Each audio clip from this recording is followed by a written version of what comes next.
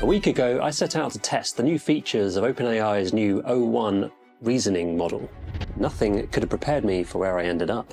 Join me on this intriguing journey where I use AI to create an entire game from scratch, from generating ideas and creating design documents to coding the game itself.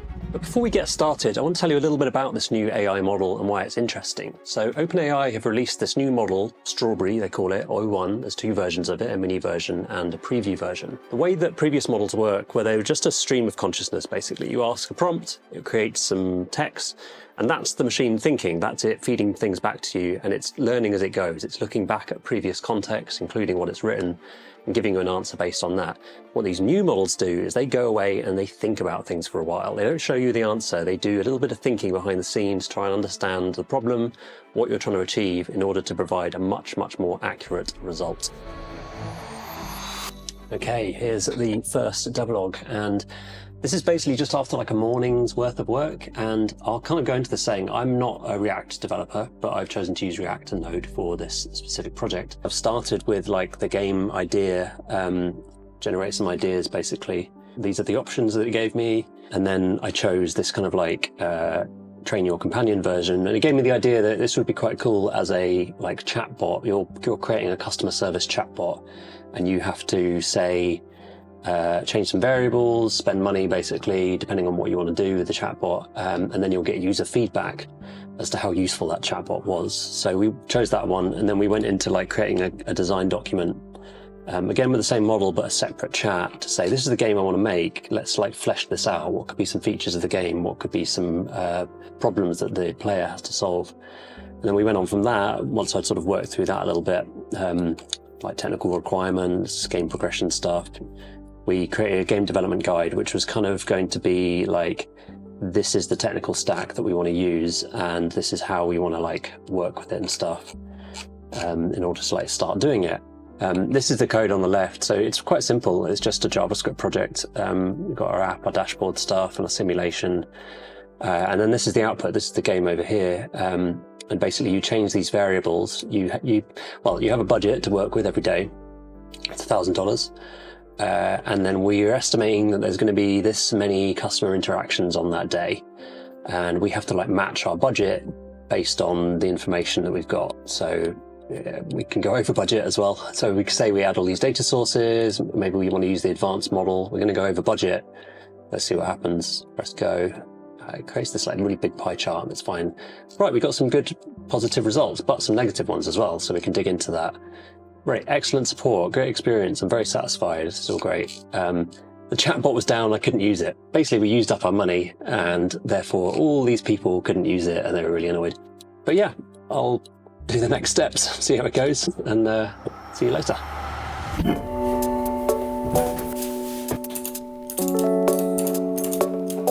It is day 3 of this build a game using AI adventure. I've spent 2 mornings on it so far, so probably about kind of 8 or 9 hours.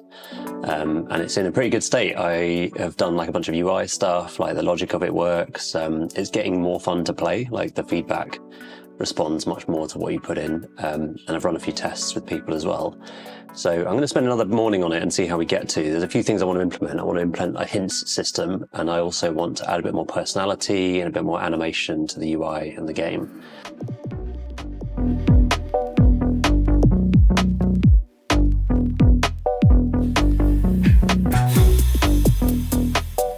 Well, what a wild week. It's Monday again now, and I've kind of brought this project to a close. I've probably spent about 4 mornings on it in total, maybe 18 hours or so, and I'm quite pleased with the results. Managed to install a new desk while I've been working on it, which is quite good, very comfy. But the game itself works really well, and I'm quite pleased with it. I've introduced a hint system, I've introduced a bit of like an introduction. The game itself looks quite nice, it works quite well. There's lots of room for improvement, and there's lots of things that could be changed with the simulation. But what's interesting is it's quite a fun game to play, and it's quite a intriguing experience for people that want to kind of like do better every time. The key bit of this that's made it all work is the OpenAI O1 model, the reasoning model, that has allowed me to create code that is much more accurate and much more functional than it was previously. I can go back and forth with ChatGPT and say, here's my code, can we improve it? Or here's an error message that I'm getting, or I want to add this functionality. Using one chat to deal with the simulation side of things, and then kind of closing that off, creating a little design document and bringing it over to a new chat to focus on UI and some of the progression systems was really efficient. Halfway through this, I switched over to a new code editor called Cursor, which is based on VS Code, and it's much more AI integrated. It's quite amazing actually what you can do with it. You're basically chatting with your code, like adding the context of the code that's already there. It knows what you've done. It can read all of your code in the moment. And you can say, hey, this isn't working, or I want to add this feature. And then it just updates like live in the browser. It's pretty wild actually, like it's going to change the game, I think, with some coding stuff. As a little practice project, I actually built a little audio recorder for the studio to record audio tracks separately from the video files. And that was a really good test case for a real need, like a real feature set that we needed to have with some custom controls. And yeah, it worked perfectly. We were able to integrate it all, add features that we want, add feedback, add all these things that usually you'd have to say, hey, does the software do this, or does it do the thing? I can really see a future here where people don't look for software anymore. They don't use apps. They'll kind of type into ChatGPT or even talk to it and say, hey, I want to achieve this thing. It's a technical output that I want to get, or I want to write this thing. Can you just do it for me? And it will start hooking things together. It will look for the APIs. It will start searching for things and start putting things together based on the need, rather than you having to work out how to do it. It's an interesting time, but I'll leave it there for now. You can play the game itself. I've put a link in the description. Let me know what you think. I'd be keen to know your thoughts. I'll see you next time.